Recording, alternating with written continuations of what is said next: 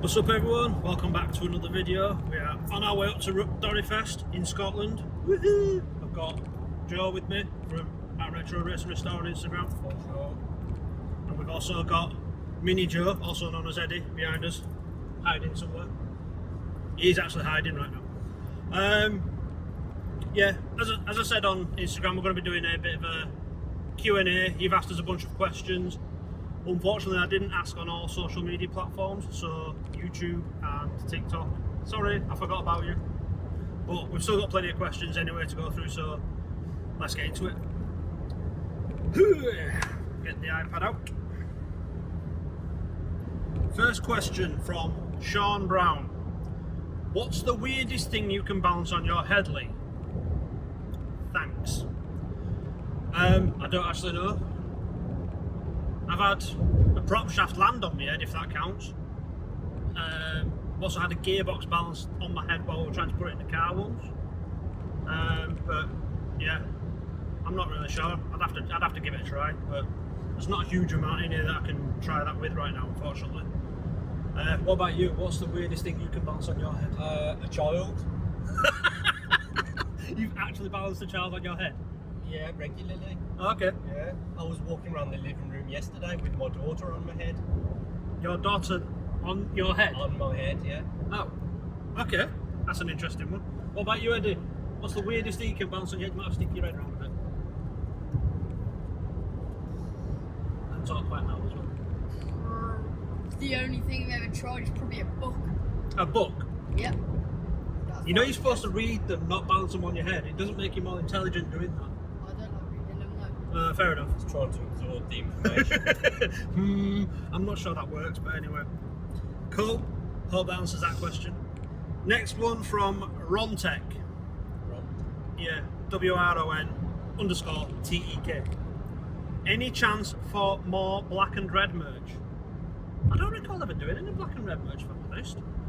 But I mean, to be honest, I do all the printing myself now. So, like for instance, the logo designs, I can. If you get in touch with me via DM, then I can do all those, like in whatever colour you want, really. But just doing black and red designs is quite limiting. So it's kind of finding the right design for that more than anything. I think. Oh, actually, no, I tell a lie. The Sylvia design, that was mostly black and red. That's in the 2 for 20 at the moment on the website. There's a few of them left, so if you're lucky you might be able to grab yourself one of them before they're gone. But yeah, I don't tend to try and stick to just a colour or one colour if I'm trying to go for a colourful design. Usually the only time I'll do that is if I'm doing like black and white, because it tends to stand out a bit more, but even then I tend to put greys in there as well to give it a bit more depth. So yeah, if you want to get in touch about any of the logo designs, like I say, I can print those quite easily, so yeah, give me a bell. Oh, a DM. A bell? Yeah, like I'm going to give my number out. Another one from Sean Brown. Would you consider a livery on the S14? If so, what style would you go for? Why are these all directly for me? I don't really want to go for a livery on the design, on the Sylvia, sorry. I have done bits and pieces in the past, but it's not like a full livery. I think the most I would ever go is just a few kind of well-placed stickers on the bodyworks, like maybe the website URL across the skirts, things like that, but only then I would ever really do that for shows, if that makes sense. So yeah, I mean, would you ever see a livery on the 14 if it was your car? Nah, it's too clean. It looks too neat. Yeah. I'm not a big fan of liveries on road cars anyway. Nah, fair enough. What about you, Eddie? Would you put a livery on the 14 if you owned it? Probably not, no. Fair enough. I think that answers your question, Sean. Unanimous.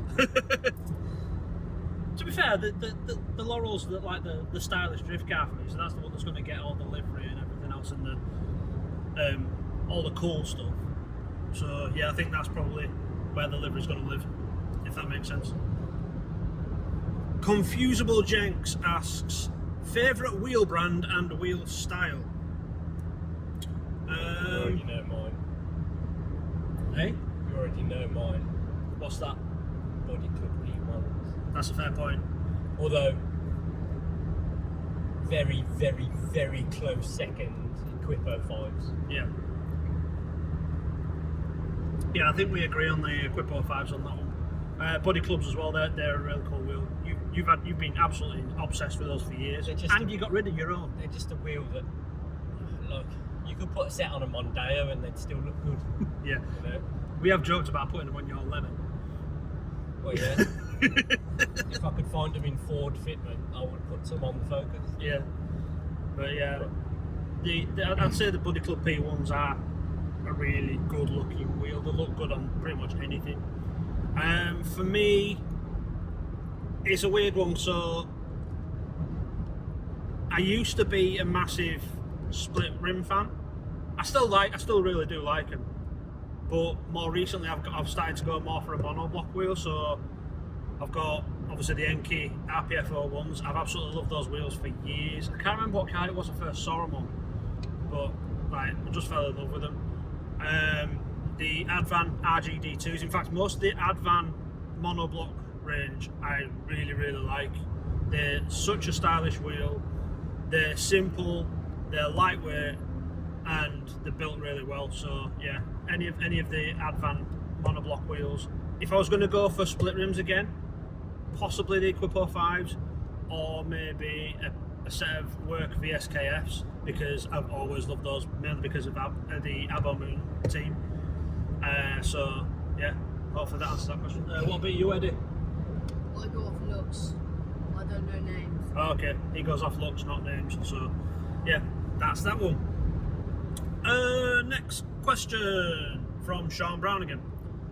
Top 5 coolest drift cars in the UK right now. I don't even know if I can do 5. Because there's a lot of good looking JDM show cars out there. I'm crap at this sort of thing anyway. But in terms of stylish drift cars, trying to think. I mean, there's going to be plenty up at Driftland this weekend. I'm trying to think which ones I've seen around at the moment. I can't remember his name. I think it's JCR32 on Instagram. He has a really nice looking S15. I think it's got a 1J in it or 2J. I'm not sure which one it is. But that looks really nice. It was actually at DORIFEST last year. You know the Starter Gloss one. It was up at DORIFEST last year. I've got a whole bill behind me. Oh shit. Yeah. I can't move because it's a van. Yeah, he's not helping.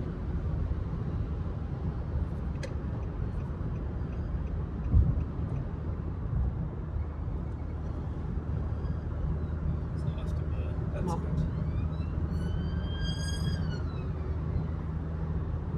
Yeah, so He's gone past. That's good. yeah. Buttholes clench when police are around. I usually try and then get behind him and just follow his speed. Yeah.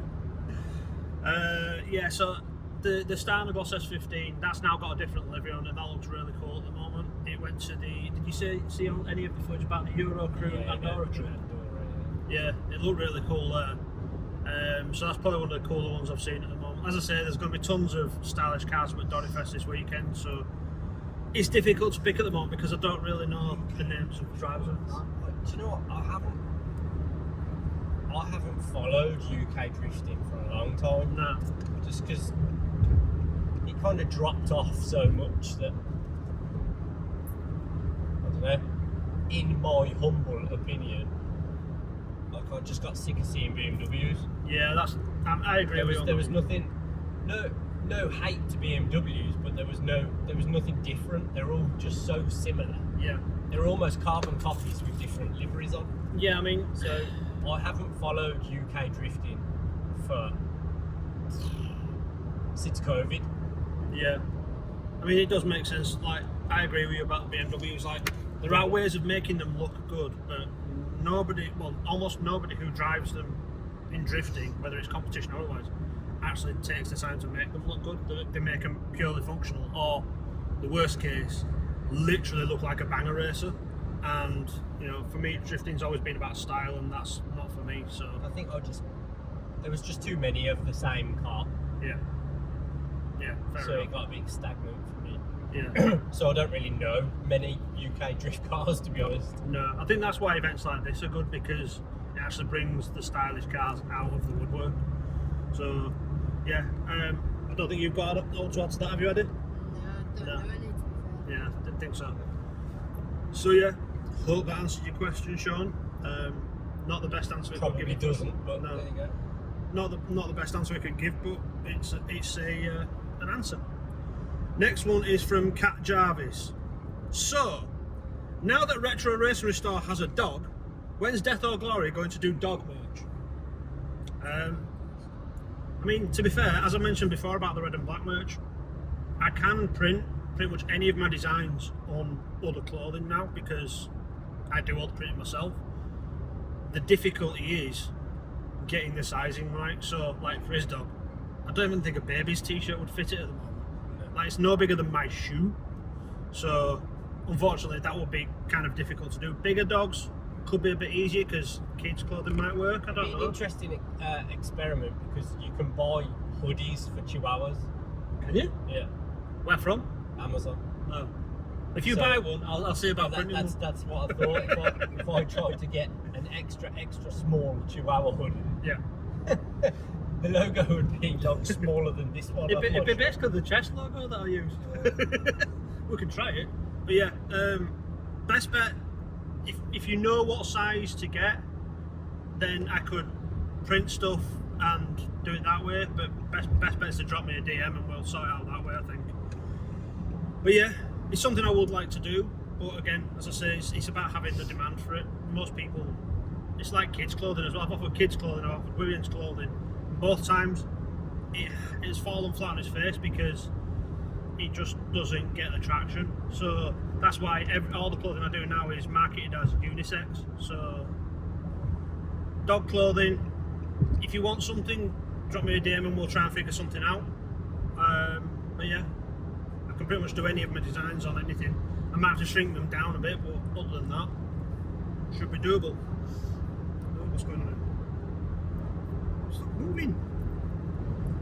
Next question is from Maddie Louise 06.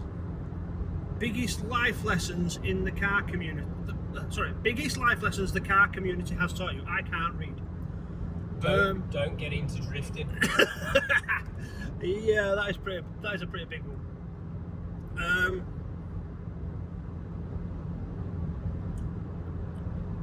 I don't know actually, because you could go down either path with this. Like, look, being into modified cars has taught me a lot about looking after my cars. But it's also on the negative side. It's also taught me that just because someone has a cool car doesn't mean they're a nice person.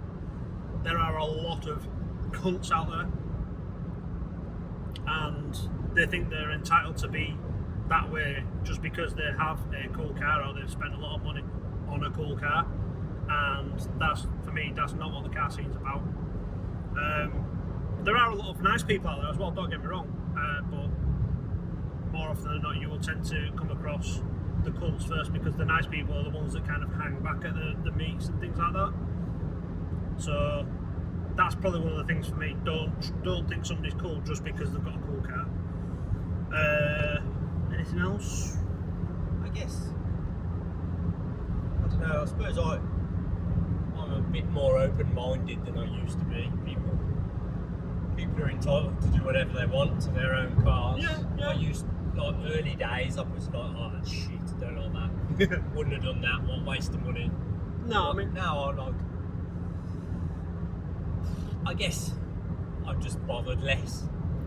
yeah, I mean, If that makes sense. I get what you're saying. Like, I used to do the same. I used to be like, oh, that's fucking horrible. But I can appreciate people doing things their way, because that's what modifying your car's about. I think for me, it usually comes to stuff like that. Usually comes down to whether or not it's actually safe or not. So, like for instance, the guy who put like stretched tires on like massively wide wheels, so that there was like about 1.5 inches of lip still sticking out. That did not look safe to me, and how he was driving around with them, I have no idea. I think it was like a Ford Fiesta or something that had them, fully stand style thing. So things like that, they're probably what I would turn my nose up at. Not because I think it's bad, but because I think it's unsafe to drive. But yeah, kind of try to keep an open mind these days about stuff. Just because it's not my taste, don't mean it's not somebody else's taste. So yeah, hopefully that answers that question. And my iPad's turned off. Sean Brown again.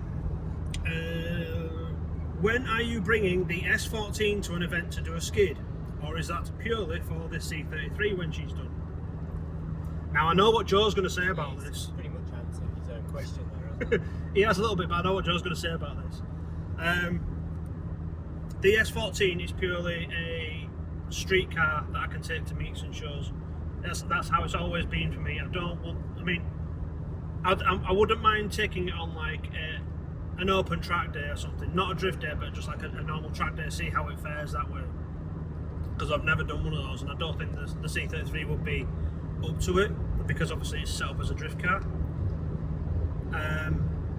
But I don't want to drift it because, knowing me, I will smash it, and then it's going to come down to him and my bank balance to fix it, and I don't want to afford that. So just keeping it as a nice street car that I can take to meets and shows and stuff is kind of the priority with the 14 now. The C33 on the other hand, that is being built as a stylish drift car, not a competition car, a stylish drift car, because yeah, competition's not really for me. So yeah, hopefully that answers that question. Do you have anything to add to that? I know you'd love me to take it on drifting. Yeah, Well, you'd love to I'd take it on. love to take it on a drift day. You'd love to take it on a drift day. It's just, I don't know, it's me. I bother about those things a bit less. Yeah. I'm sure if it was my car, I'd be a bit more like, oh no, it's too nice, I won't do it. But because it's not my car, I'm like, yeah man, why not? Yeah. No, I remember you saying when I was talking about maybe having to sell it when I was out of work. You were like, if I bought it, you'd hate me because I'd take it straight on a drift day. Yeah, there'd be a diff in it within the hour. Yeah. Which did break my heart a little bit, but you know, it's kind of my, well, both of them are my babies to be honest. But like, one I'm building for a purpose, the other one I'm keeping because it's a nice car. It's like that with babies. You know, you usually really like one, and the other one gets a clip around the ear hole. So Which one's this? well, depends how he's behaving. So yeah, hopefully that answers that question. Another one from Sean Brown. Let's start some shit. RB or JZ, and why? I'm not saying JZ because I'm not American. It's difficult. Yeah, I think it depends on the purpose. Jay-Z's way more reliable. Yeah. Unless you've got a humongous bank account to throw at an RB. Yeah. But then I prefer the noise of an RB. Yeah. So I think that's it. I'd go RB for sound. Eddie says RB for Yeah. sound. Yeah, I agree with the RB sound. For me, I think if I was building a comp car, it would be JZ every day, or JZ every day. Just because, as Joe said, they're reliable, they're easy to work on. They're a known platform for competitive drifting now. RBs, they haven't really had much R&D in the background. I know the Aussies and the Kiwis have done a lot with that themselves, but again, over here and in the US and Europe, you don't really see much use of an RB other than maybe Dwayne McKeever. So I think in my case it'll be stylish drift car, RB, competitive drift car, JZ. So yeah, hopefully that answers that one. And then obviously we've got RB back here for noise, RB over here for noise as well. Next one, Confusable Jenks asks, would you ever do special runs, e.g. low numbers, limited prints and colours? I've tried this a few times actually. The problem I have with it, and this is no disrespect to the people who've been supporting me so far, this is purely down to social media being a problem, and that is that whenever I try to do a limited run, in order for it to get the traction early on, I need to pay a huge amount in advertising just to get it in front of people early. Otherwise, a limited run lasts a year and a half, and that's not how limited runs are supposed to work. So it is something I want to do, and it's something I'm going to keep looking at how I can make it work, like in the short term and in the long term actually. But the big problem at the moment is getting it in front of people quickly. There are ways that everybody who already follows me can help with that as well. So like for instance, when I post about new designs, if you give them a share on your story, things like that, get it in front of people. That helps me. It doesn't cost you anything. It helps me get my designs out a lot more, and it just gets it in front of new people and people who maybe haven't seen the brand yet. So things like that always do help. Also, when people buy things as well, like if whether it's a sticker, t-shirt, hat, whatever, if you then post that to your Instagram story and tag me in it, I can then share those, and Instagram looks at that and goes, oh, okay, this brand's actually doing something, so we'll start sharing these posts more to a wider audience. So little things like that, while it seems quite insignificant, actually does help a small brand like mine a big deal. So those kind of things, I really do want to try to do more, but I kind of need to be able to get the regular audience more, if that makes sense. Next one, Maddie Louise 06 again. Any advice to people struggling with motivation on their builds and projects? I can actually answer this one because I've been in this situation quite recently with the C33, and Joe's a big help on this. So if you've seen the previous video where I was sat talking about what I went through with the wiring on the Laurel, I mentioned that I was out of work for a while. I'm no longer out of work. I've actually got a job now. But one of the big problems I had was because I couldn't buy the parts to then keep moving forward with getting the engine running, I then had to start trying to look at other areas I could carry on working, and that became quite difficult for me because, as far as I was concerned at the time, a lot of the stuff I needed to move forward with, I also needed Joe's assistance with, because it was things that I'd not done before or I wasn't confident with and things like that. So I started to get myself in a bit of a mental situation where I would come into the workshop and I'd just spend half an hour standing staring at the car, not knowing what to do with it. And then Joe pipes up and basically... Sorry, we're just looking at the scenery. But yeah, essentially what would happen is Joe, I think Joe noticed this one day and he just came over and was like, well, you could start working on the body kit. And again, that was one of the areas that I felt like I needed Joe's help. But once he actually spent a bit of time with me explaining like the first few steps of what I needed to do. So we started with the simplest piece first, which was the side skirts. I've still got the front and rear bumper to do after this, but he basically gave me a bit of an explanation of what I needed to do, and then I would go away and do that, and then I'd come back, and it actually helped me to start seeing progress again and start getting motivated again, because up to that point I kind of felt like I can't do anything without other people's help, and I didn't want to be bothering Joe because he's got a tight deadline for a customer at the moment, and you know, I kind of felt like I was taking away from his time on that car. So I was in a bit of a weird situation. I started to feel really demotivated about it, but thankfully I think Joe noticed this and managed to help me get back into that motivation. It is still slow going on the body kit, and it's going to take a while before we're ready to start making a mold of it, but I do feel like I'm actually making progress again now. And I think the key thing is try not to look at the bigger picture. If you can find just one thing that you can do, it doesn't matter if it's just tightening a bolt, you've done something. And then you look at the next piece. What's the next piece after that? Just keep trying to. It's like taking one step after another. Small win. Yeah, just look for those little wins first. Try if you've got a big project, for example, then try to plan it out so you can see what steps you need to take.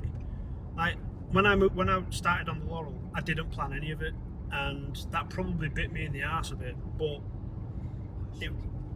it was also it helped. I can't speak now. It helped me learn a lot about doing these kind of projects, because now I know. Well, now that I know what I know, if I had to do it again, I would literally spend some time planning what I wanted to do first, and then try to make sure that I've got the parts for the part, for the point that I need them and things like that. So, yeah, just try to take those little wins. Like find something that you can do to make either a small improvement or to move forward with whatever project you're working on. And hopefully, once those small wins start to accumulate, you'll start to feel like you're actually making progress. It might not be visible progress. That was one of the things I struggled with the Laurel for a long time, is the fact that I wasn't making any visible progress, but there were a lot of things that were going on that were making it better and getting it to a point where it could finally be started. And yeah, like I say, it might not be visible, but even making those small wins, you can see, if you make yourself a list of those small wins, you'll see how far you've come with it. Have you got anything else to add to that? I guess it's just after you fucking dickhead.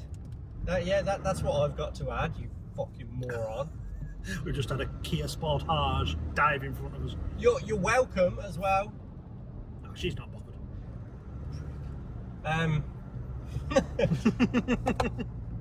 She could care less. Yeah, I guess just reflection.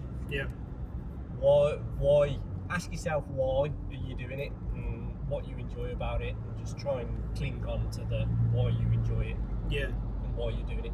My car has taken probably 5 years longer than it should have taken, and it's still not finished.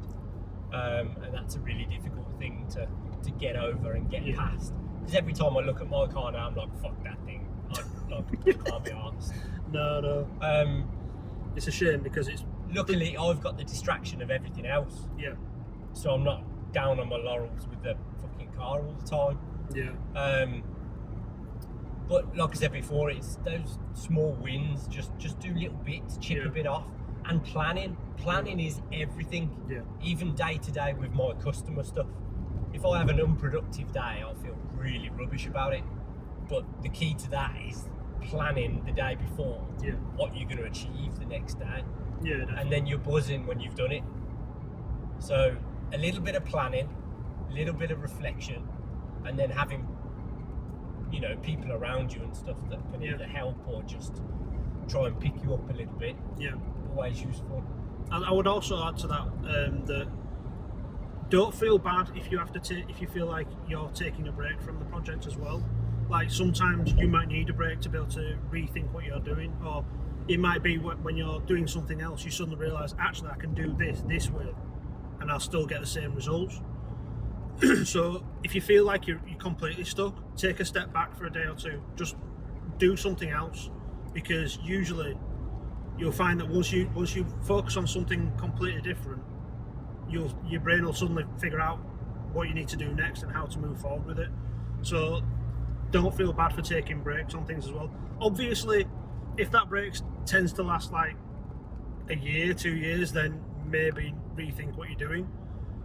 But yeah, if it's like 1 or 2 days, maybe a week, whatever, then feel free to take those breaks, because the only person that's holding you to a time limit on that project is yourself, unless, in this case with Joe, it's a customer.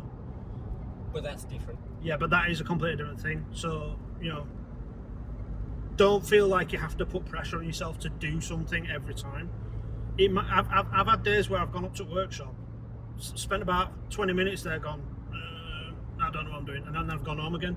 But then when I've gone home, I've suddenly gone, actually, I could have done this while I was up there. I could have done that while I was up there, but because I was stood in front of the project at the time, I couldn't see the wood for the trees. So yeah, don't worry about taking breaks, things like that, because it always helps mentally.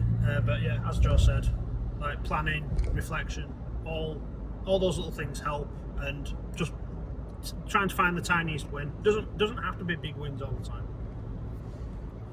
Hopefully that answers the question. It'd be interesting to know what they're building. Yeah. So yeah, it would. Let us If know. you want to let us know what you're building, then that'd be cool. Sean Brown again. I should point out as well, because He's active, isn't he? yeah, well, this She. is the It might be a she. Don't know. Sean. Sure, I knew a female Sean Did in you? the past. Yeah. Wow, okay. I didn't realise that was a unisex name. Oh. No, he is actually a guy, because I've spoken to him on Instagram. Oh, there you go. But yeah, all of these are off Instagram, so I did say to people, give us as many questions as you want, and they have done, thank you. But because I forgot to post it on other platforms, oops, we didn't get quite as many questions as we probably could have.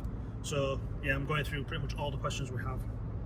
Sean Brown asks, general advice for building a brand. Don't ask me. I ain't got a flipping clue. I guess there's a lot of lessons I've learned over the years. Some good, some bad. But I wouldn't say I've got advice as such. So one of the big things for me is I've made a bunch of bad decisions, and I think when you're starting out, you will always make bad decisions. Not necessarily because they seem bad at the time, but when you reflect back on them, they kind of take you down a path that you didn't want to go, or that left you financially hamstrung. So one of the things I'm talking about here is, for instance, in the early days before it was actually called Death or Glory, it was called Stealthy, and I was doing basically someone came to me about doing the clothing for their event that they were running that year. I'm not going to mention names because I don't think that's fair. But essentially, the deal that they came to me with was, I would print and sell all the clothing, and then at the end of the year, if there was any of that clothing left over, and this was at every event as well, there was 3 events in total. If there was any of their clothing left over at the end of the year, they would buy it off me. Now they reneged on that promise, so I was left trying to sell all of the clothing for their event at a loss, and I put a lot of money into it, a lot of time, a lot of effort, and got nothing out of it. So while something might seem like a good opportunity on the face of it, you need to take a step back and ask yourself and them a lot of hard questions to make sure that it is actually going to be a good decision for yourself. And there's absolutely nothing wrong with walking away from these decisions. So for instance, I had a guy come to me recently about, and from, I can't remember where it's from Brazil or somewhere, and he was talking about how he had a brand over there, and what he wanted to do was have me print and sell his clothing over here for him, and he would do the same for me over there. But when I tried to dig into it, I couldn't understand how that was going to work in terms of the financials. So, like, would all his orders come to me, or would they go to him first? And that was the one thing that we couldn't really get past. So in the end, I turned around and said, unfortunately, I don't think this is for me, but good luck. So I don't think there's any reason why you shouldn't feel like you can't do that. If someone is making you feel like you can't turn around and walk away from something, then it's probably a bad idea anyway. The other thing as well is, try to learn from your mistakes. Like, I've made a lot of mistakes in running Death or Glory and Stealthy over the years, and I've tried to use all of them as a learning experience. The hard part is that I am quite critical of myself, so if something goes wrong, I will beat myself up by it, but you just have to kind of take a step back from that and look at it from an objective view and say, look, this didn't happen, this didn't work out, why didn't it work out? And figure out, what you need to do differently next time. Same with designs as well. Like, there's been times where I've done a design where I've thought, that's amazing, and then it just kind of falls on, like, nobody actually wants to buy it. And whether that's because social media's like not pushing my stuff forward, or people just don't actually like design, I don't know, because I don't have the evidence there. But it's one of those things that I can kind of look at and go, okay, well, maybe that design wasn't as good as I first thought, so how can I improve it? And that's why you'll see that a lot of my designs kind of go through a bit of an iterative process every couple of years and get improved all the time.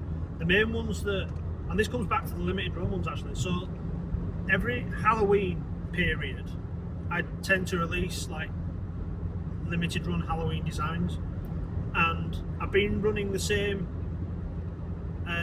succubus design for probably 3-4 years now, and it does improve over the years, and I've got a new one for this year that has improved massively as far as I'm concerned.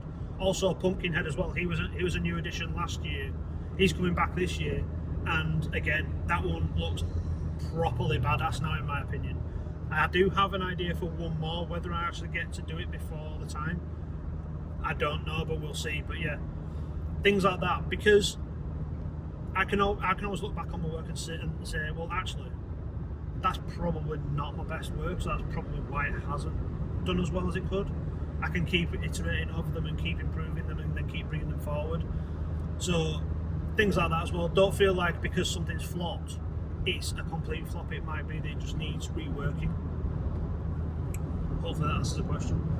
You built a bit of a brand with Retro Racing Store. Have you got anything to add? It's all new to me.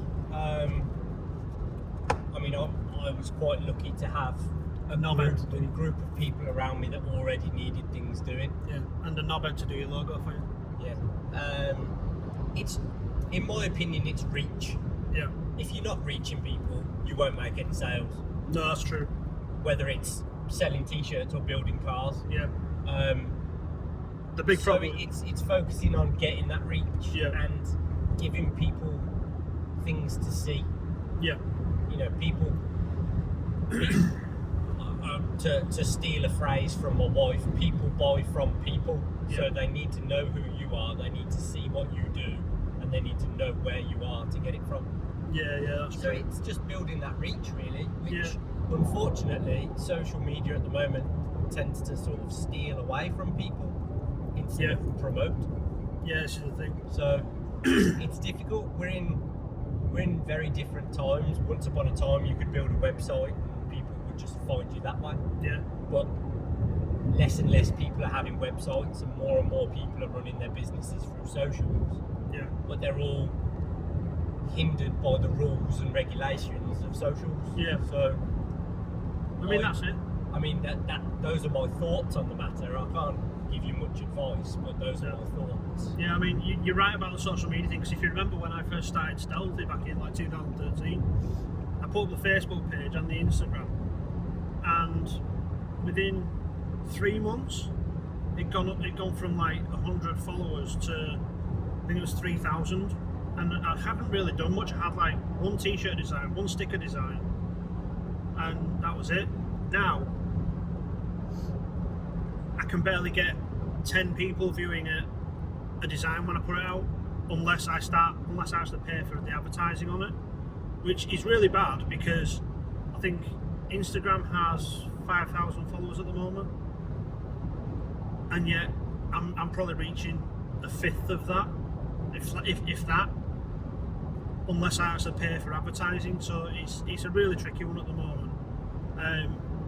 I guess I would say be prepared to not see things suddenly boom, because that doesn't happen anymore. It takes a lot of work to get even the tiniest bit of notice. So be prepared to put the work in. I think it's probably the biggest bit of advice I would give you. Be interesting to know what kind of brand they were going to try and build. Yeah, let us know. Or if you're already doing it, we'll share it for you. Yeah, let us know in the comments and we'll share it. I was going to add something else and I forgot what it was. Sorry. It's alright, no, literally, just as you finished talking, it came into my head, then suddenly went again. So, what was I on about? I don't know. Anywho,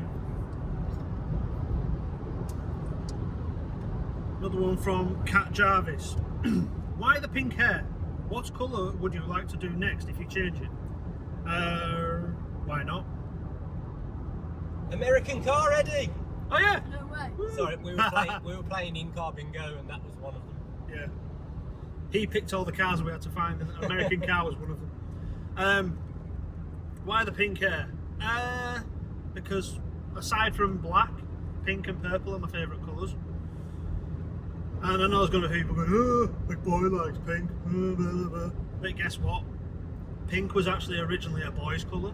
Blue was actually originally a girl's colour because it was associated with the Virgin Mary. So, What a load of bollocks. I was. Back in like the 1700s, blue was actually a girl's colour. Really? Yeah. Well, they So there you say go. every day is a school day. There you go. I'm a nerd. Can you tell? But yeah, pink, just because I like it. It kind of happened by accident in lockdown. For years, I was told a bit of a fib that because my hair was so dark, it would never take to having a colour in it.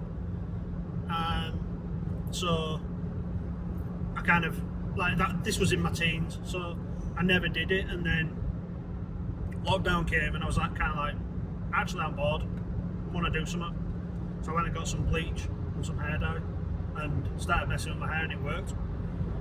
I have been a fair few colours over years as well. So I've had a weird seafoam green, which I believe was on the original modelling photos of the first Charge Hard design.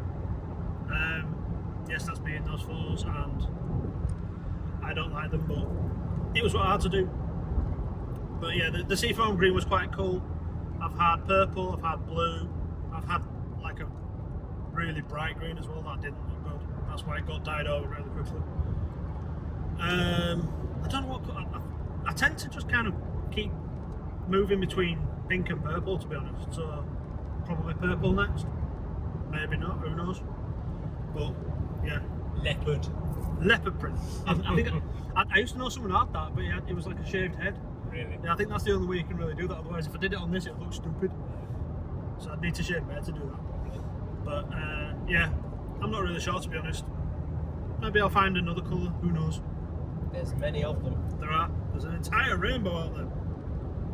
It'll look like a bag of Skittles. Weird one. Maddie Louise 06. If you were a toaster, how many slots would you have? Eddie, you can go first for this one. 3. 3? Yeah. Okay. Interesting. Yeah. You're not even sure yourself now, are you? What about you? Huh?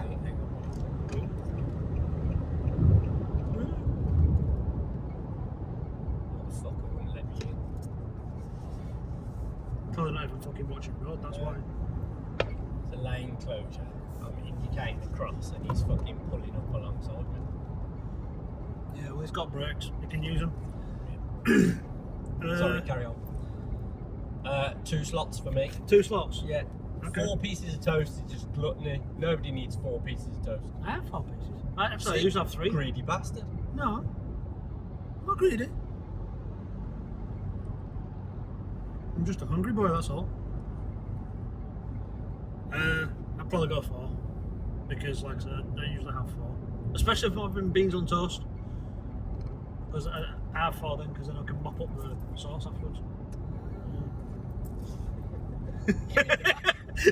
I just went, Light the bulb! Yeah, in case you saw something bright behind me, it was his light bulb coming on. But yeah, 4.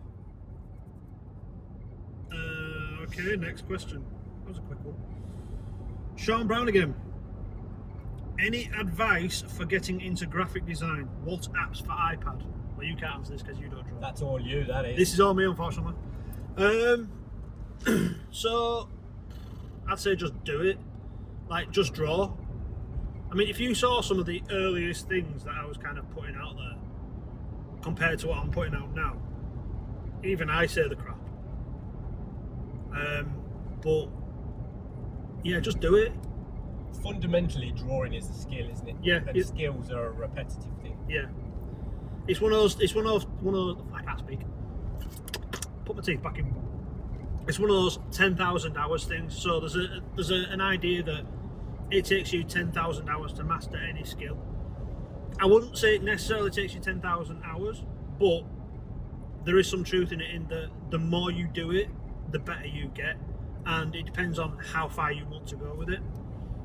So what I would say is, rather than focusing on trying to start, I don't know, because you're the same person that asked about the brand, rather than trying to start a brand from drawing, I would say start drawing first and then look at, could it maybe be made into a sticker design or a t-shirt design or anything, even if it's just like selling a print. Don't try to think of it in terms of this must be a design. Just start drawing. Because if you try to go the other way, what you're likely going to end up doing is making it less fun for yourself. And if I'm completely honest, the design aspect of Death or Glory has only really got fun for me in the last probably 4 or 5 years, because I've stopped trying to anticipate what people want from me and started just doing the things that I want to do. So now I actually feel like I've got a lot more freedom in what I'm doing and I enjoy it a lot more for that reason. In terms of the apps, the simplest one to get started is Procreate. I still use that now. It's a really dumb name for a flipping app, for a drawing app, but yeah, Procreate.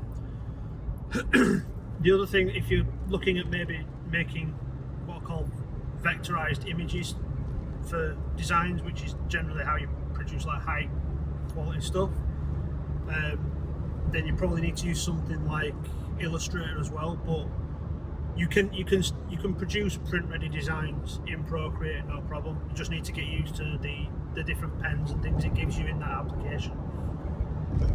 Make sure you're always look. The other thing I would say is make sure you're always looking at your work objectively as well. Like when you first finish something, you might think that's amazing, but put it down for a bit, maybe give it a day or so, and then come back to it and look at it again, because there are so many times I've gone, oh, this is amazing, launch it, and then come back to it when I've actually had the prints done, and then noticed something that I wanted to change, and then gone, I don't like this anymore. And then you don't want to sell it because you don't like it, which means you're lumbered with a bunch of t-shirts that you can't sell or don't want to sell.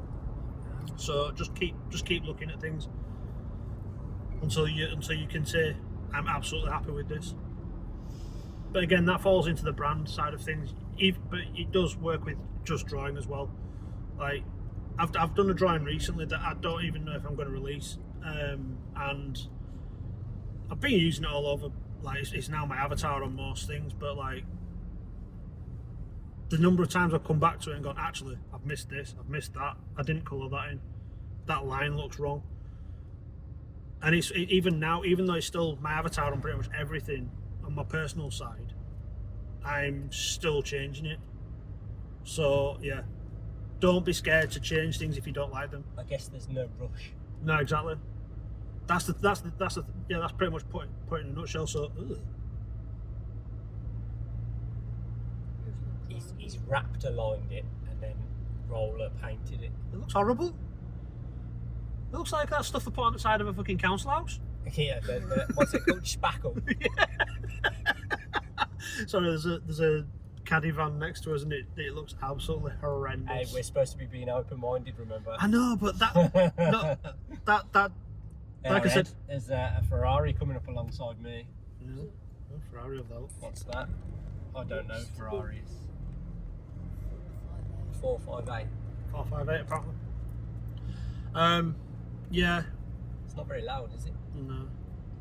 See, if I had a Ferrari, I would want to be that obnoxious guy that just, revs it at the traffic lights and scares all the old people. Popo over here, pulled someone over. I think there's it.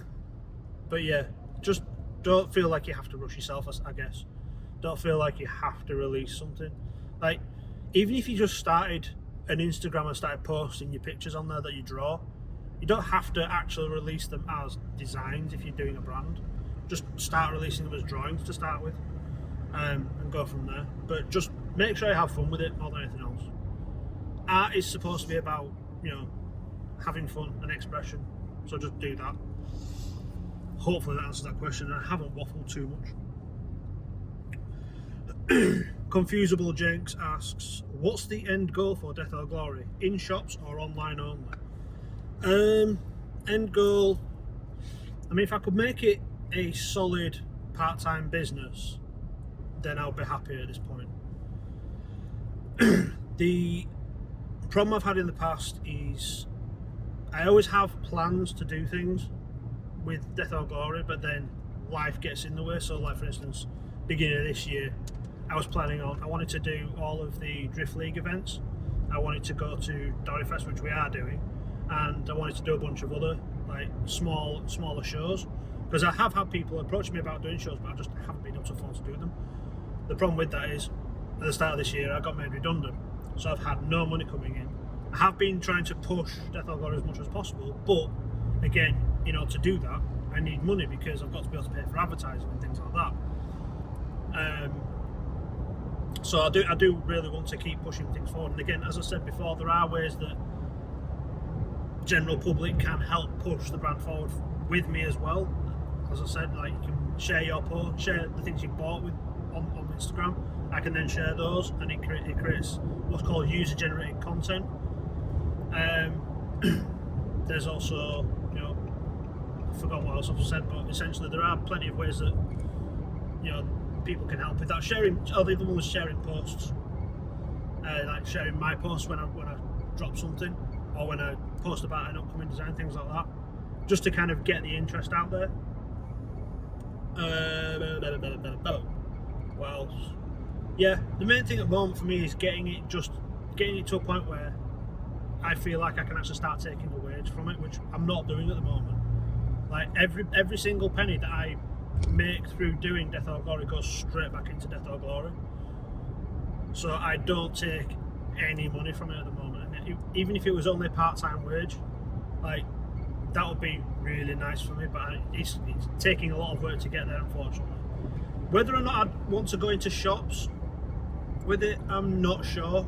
I know that Status Error did this for a while, and I think he was really lucky with that because he managed to find a shop that kind of fit with the kind of style he was doing.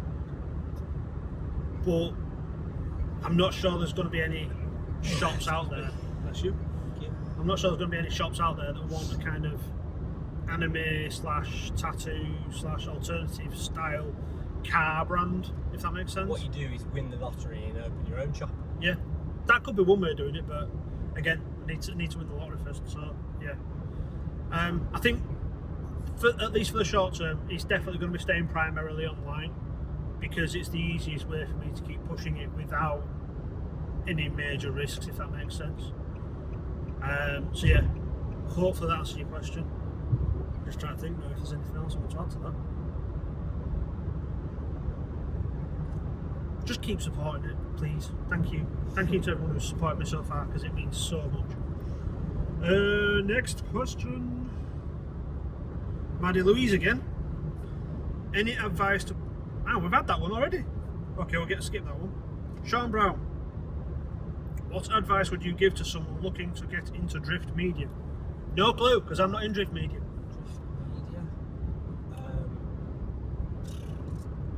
Get a camera, go to as many events as you can, post as many pictures as you can, and just keep doing it. Yeah. I guess that's...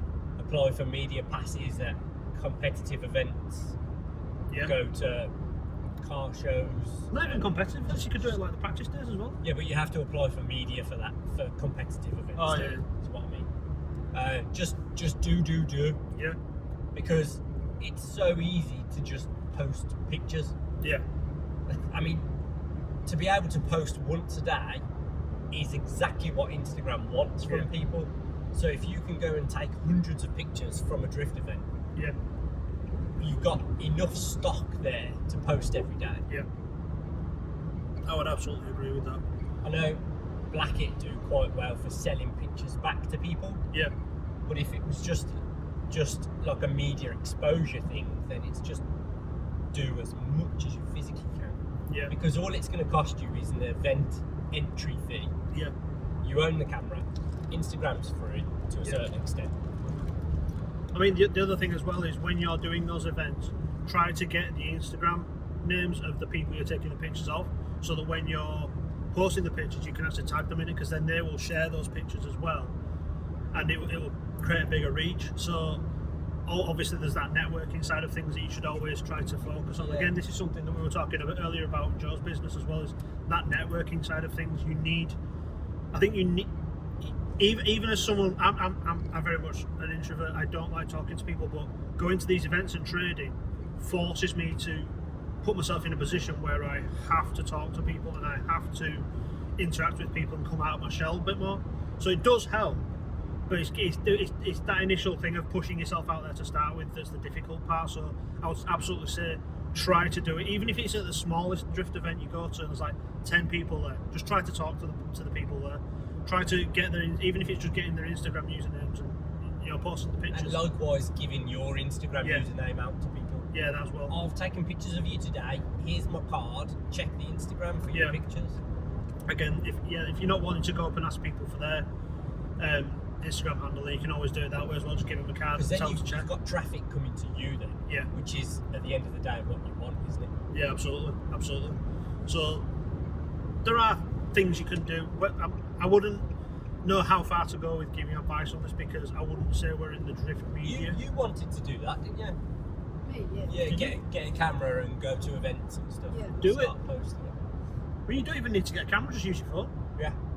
Just make sure you keep your lens clean, which is something I keep forgetting with this one. And it keeps something I've noticed about the iPhone. It tells you off if your lens is dirty now. Like it'll say clean your lens. I didn't even know it was dirty until you told me. It didn't used to be a thing though. But yeah, just get out there, take the pictures, talk to people. It might even be that you can get in with a particular drifter who's going to specific events and they want you to help cover it for them, whether it's just taking pictures or doing some video or just anything like that. Just keep talking to people. I mean, as I say, I'm an introvert, but just find the best way find the best way you can find to interact with people, whether that's through direct messages on Instagram or going up to them at an event. Whatever works for you, just make sure that you're being consistent with it. I think that's the main thing, being consistent. And yeah, you should absolutely start doing it. Yeah. Hard work, I presume. Yeah. You know, what isn't? Yeah, exactly. As I said before, like anything, if you're wanting to do it, then be prepared to put the work in, because nothing comes easily, especially in cars and things like that. Maddie Louise 06 asks, if you could only eat one type of pasta for the rest of your life, what shape would you choose? Penne. Penne? Mm. Okay. Any reason? Because my pasta bake is the shit. Yeah, to be fair, put a whole bag of cheese on it. A whole bag of cheese. What did we have? We had salami, not salami, chorizo in it yesterday as well. Oh yeah. Time to time, there's a bit of bacon. Yeah. Throw it all in. Yeah. He's only just started cooking recently. Something So- thinks he's Gordon Ramsay. I absolutely do not. Like, I don't even think pasta bake is cooking. That's just Well, that's true. It's throwing two things in a bowl and putting it in the oven. Yeah, that's Like true. 3, you've got the cheese. Alright, 3 things. True. But still, there you So- go. There's when you're looking for a bad boy golf, Oh, yeah. Wait, I need to call someone. another one of the car bingos. I think for me, probably ravioli, because you got the meat, you got the pasta, and then you have the sauce as well. So ravioli for me. What about you, Eddie? I was thinking the same thing. 'Cause you have Ravioli. different types. So yeah, ravioli for me and Eddie. Penne for him because of his pasta bake. I'm gonna have to get him to make this pasta bake now. at some point. Yum. What a question. If you could only eat one type of pasta. It's not one type of food, but one type of pasta specifically. It's a thought-through question. They put thought into that. Yeah. To be fair, there was one other question that I haven't added to the list, which I probably should have, which was just worm. Worm. That's not a question. No, it was worm. That's Question mark. Oh, okay. I was going to say that's a statement. Not a, Yes. Yes. So in terms of worm, that was a yes from him and Eddie- worm from him. Eddie says yes. I say what? He says what? I say worm. Sean Brown asks, what makes a drift event great? It's a tough one. I will let you know when I found one. No. It's nothing too serious. Yeah. It's I don't really know what to say. In my opinion, 9 times out of 10, competitive events aren't actually that great to watch. No. There's not a lot of seat time. They're all the same thing over and over again. Yeah. Yes, from different drivers, but they're the same thing over and over again because they've got to follow a line and a judging criteria and all that crap. Yeah. But just practice days are usually the best Yeah. because, I mean, we've been to Santa Bob before and some of the vehicles you see are just insane. Whether they're really, really good or really, really outside of the box, or you might see the Boggo of bog standard MX-5, but it's ripping all day, you know. So the diversity of what you see at a practice day is brilliant. Now, what we're going to this weekend is specifically Japanese style drifting. And luckily, there seems to be a lot of high quality stuff in the UK that gravitate to this event.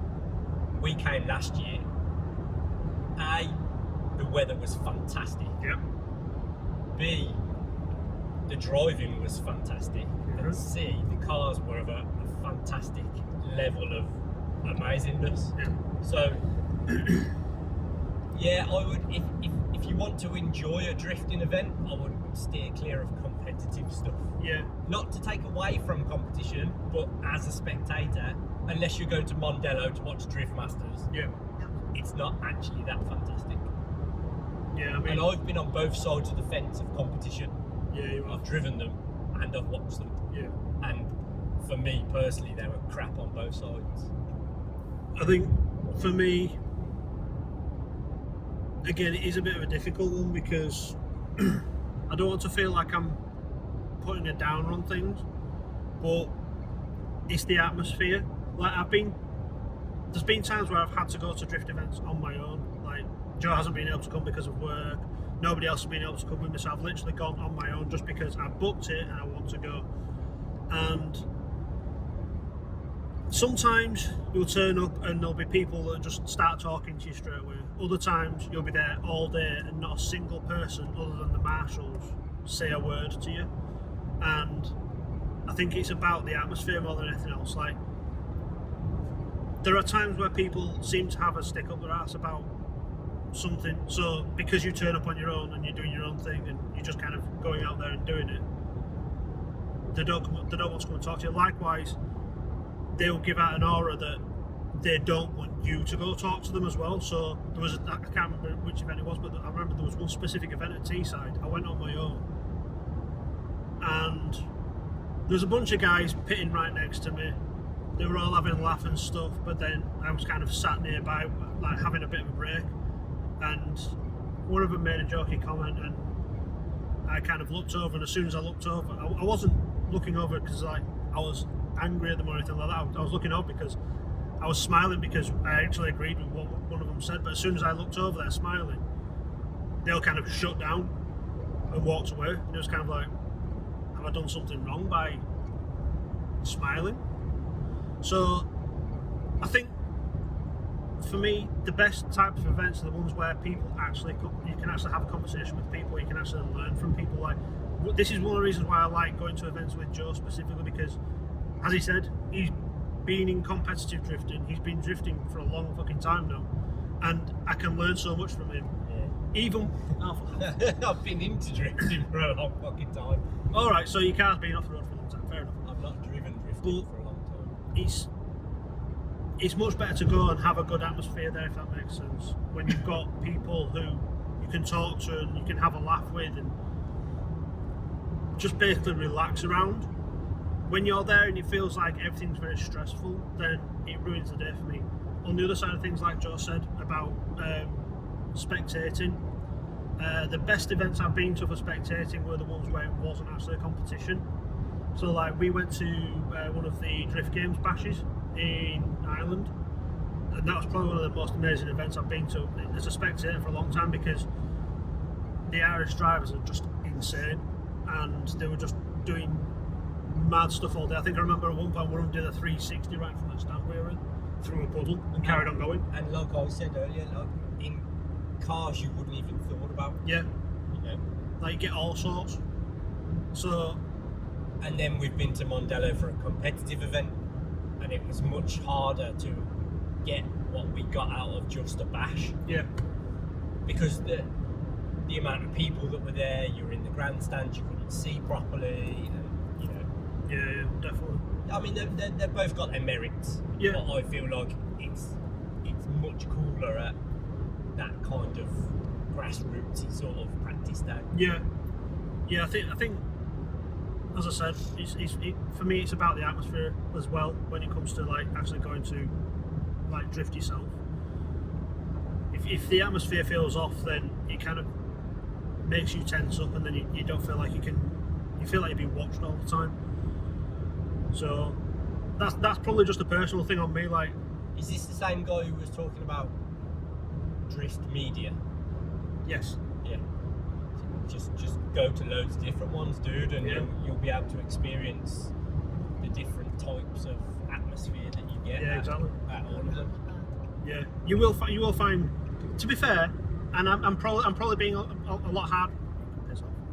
I'm probably being a lot harder on the drift scene than I need to be, but there are good and bad events that you will go to. But it's about finding the ones that you enjoy and just trying to make the best of every situation.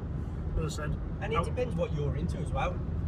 Like when I got into drifting, it was like I wanted to compete, I wanted to try and win, and that it kind of ruined things for me a little bit because I never experienced the chill with your friends, everyone skidding together, and so it depends what you're into. You might love competition and get a bigger buzz out of that. Yeah, true. So we were listening to the Animal Style Goodies cast on the way here earlier, weren't we? We spent a couple of hours listening to that. Yeah. And they were saying it's drifting is an umbrella for lots of different types of drifting. Yeah. So it depends what you're into.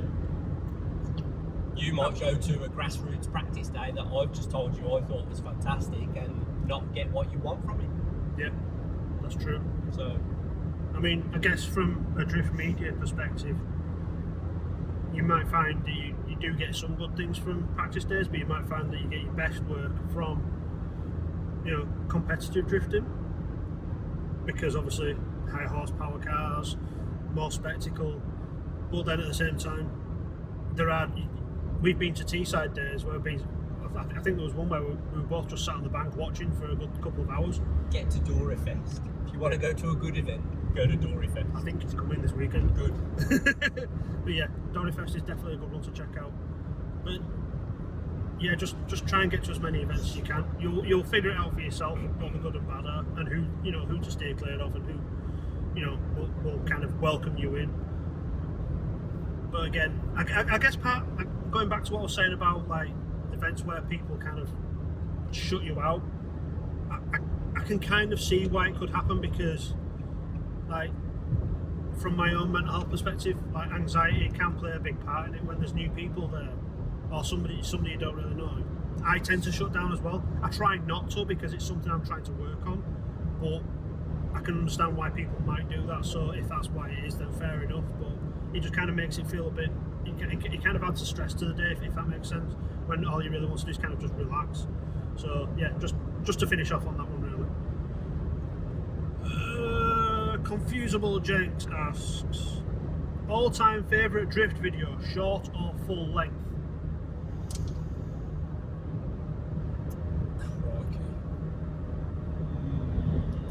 Shall I go first? Yeah. Okay, so full length, I would probably go for the Keep Drifting Fun video. That's one that I keep watching even now. Really good. I think it was Will Roby that filmed that. I can't remember. It might not have been. Or it might have been him and someone else. I can't remember. But it's really good, full length video. Like it's documenting the drift scene in America primarily.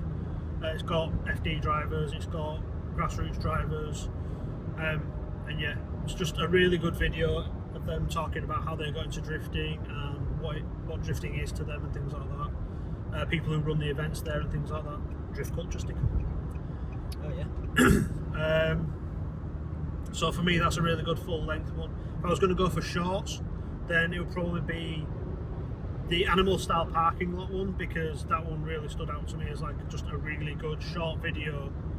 There was stylish drifting in a parking lot, having fun with your friends, or there's a really old Risky Devil video, which was one of the early ones I saw before I started drifting myself, and that kind of solidified the idea of not competitive drifting, but drifting with your friends for fun, and because it kind of gave it that feeling of like it almost felt like a skateboarding video but with cars.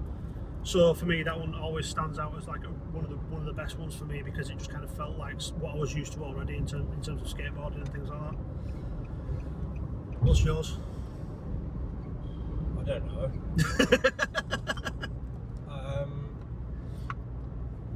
Is that an FD in there? No, it's No, S2000. that's the S2000, yeah. Yeah, that'd be DORIFEST car. DORIFEST car, yeah, that's that was on the that was on the bingo on the list as bingo well. card. So I've got it to us.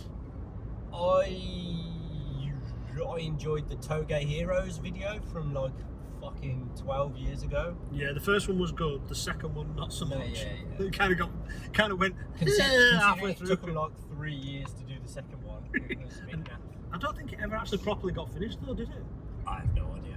I think he just kind of run out of money, and So that's quite a good long one, although it's very dated now. it is very dated now. Um, That's the one that starts with the guy getting up in the middle of the night in the 32. from his sexy girlfriend to go Yeah. drive his car To in the go and launch it on the motorway. Yeah. I don't know, man. I'm just a sucker for anything Japanese. yeah. So Yeah, there's that.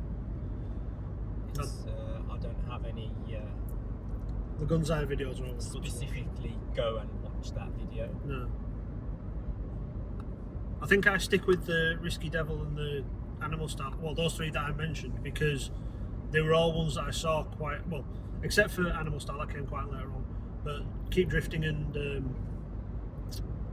Risky Devil, they came quite early in my drifting. So even before I actually started drifting myself to some extent. So they kind of solidified that idea of drifting for fun rather than like what you went through when you started drifting, which was because all your friends were competing. You felt like you had to compete as well. That's why I keep going back to those ones. Do you have any favourites that you can think of? Any of the final bout ones. Any final bout ones for Oh, you? yeah, I he- like them style. He likes that video. Stylish drift events? Well, you're going to be happy this weekend then. Yeah. So hopefully that answers that question. Maddie Louise asks, any controversial opinions? Yeah, but I'm not saying them out loud. You must have one you can say. I don't know. I'll tell you what, I'll say it, and then if I don't think it should go out, I'll They tend to get me in a lot of bother, to be honest. say it, and if Usually from my wife, I get a swift. I know exactly what I'll You tell you- can't say that. tell you what, I'll say it, and if I think it can't go out, I'll cut it. I don't know which one to pick. The tamest. Tamest. Controversial. What was it? What did you say? Controversial opinions. Controversial opinions. Pineapple doesn't belong on a pizza. You're wrong. Yeah, you are wrong. I quite like pineapple. Ugh. Yeah, wrong. Nope. So yeah, that was controversial on its own. I don't know. Pass. He doesn't want to join in this one. Do you have any controversial opinions? Yeah, technically. Go on then, shout it out. I think R34s are the best. Should I say? I think R34s are fucking way overrated. I agree with you. So yeah, there we go. That's another controversial And opinion, it's quite funny how most YouTubers feel the need to buy them. including Jimmy Ox, who's just gone and got one. The Bayside blue one that he just bought. I would say, to be fair, I would say Come on, I want to give one now. Just Just I've got one more while I was thinking of one. Mark IV Supras are bulbous and probably not the best looking Supra. yeah, I agree there. They're way overrated because of Furious films. no. I don't know. I've hyped it up too much now, and I can't come up with anything good. So Just give us a controversial opinion that you hold. It doesn't have to be anything like big. no, because all the ones that came to mind are like. Would- you know, would they like get- the would they get- Facebook police banging on my door? Would they get us banned from YouTube? Probably. Oh. So yeah, just glaze over me. Let's skip on quick. Oh, I forgot I added this one. This one's from me, Death Orly. What's your favourite animal? And not allowed to say dog or cat or I was any gonna kind of say domestic. Buster. Wasn't No, you're not allowed to use that one. Oh, He is my favourite animal. No, outside of domesticated animals that you have. What, so I can't say Minnie either? She's not. Well, she is an animal, but she's a different kind of animal. is, That's mate. his daughter, by the way. She's feral. My favourite animals are either... No, they're two sides of the spectrum. Sea turtles Okay. or crocodiles. Yeah. the two oldest things on the Not planet. one's really soft and docile, the other one will bite your bollocks off. But you can keep its mouth closed with a rubber band. Yeah, fair enough. What about you, Eddie? Hmm. Come on, it's national, let's go. I'd have to go panther. They're quite cool. Panther? Panther. Yeah. Right. Tell you what, there are a lot of videos I've been seeing on YouTube recently. There's an exotic animal rescue place in America, and they have some of the most gorgeous wildcats there. And they're all like just like big cats, like pussy cats. They're so cute. The panthers are a good one. I love panthers. Yeah. Mainly from the Jungle Book. Bagheera. Yeah. You know they don't dance like that in real life, don't you? For me, it'd have to be red pandas. Oh, yeah. I just So absolutely you're love answering them. your own question. Yeah, of course I'm going to answer my own flipping question. I put it on here to give us something else to answer. But yeah, red pandas. And little known fact about the red panda, did you know it's not actually a bear? What is it? I just know it's not bad. It's a raccoon. Yeah, my mate loves them. Yeah, they're absolutely gorgeous. And apparently there's a place somewhere near Birmingham that actually has them, so I want to try and find it and go. But yeah, red panda, sea turtles and crocodiles, and panther. Although I think he's changed his mind now. He knows they don't dance in real life. No, What do you mean they don't sing? Panthers or wolves for this one. Damn it! I just said panther, not panther. You just made me go grammatically incorrect. Panther. So yeah, that's that one. Last question from Sean Brown. What got you into drifting / 90s JDMs? I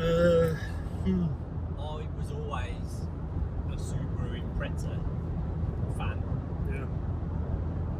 and when I got one, it was like the same sort of era as like Ken Block becoming a thing. It was the GCA one, wasn't it? Yeah. So that kind of got me into, that solidified me wanting a 90s Japanese car. Yeah. But then what got me into drifting was I was renting a spot in a garage to work on said Subaru, but everyone else in the garage was into drifting, and you know that's what happens as soon as you're around drifting. You get consumed by drifting. True. So the Subaru was swiftly swapped for a Skyline, and then I spent probably the next 5 years just chasing drifting solidly.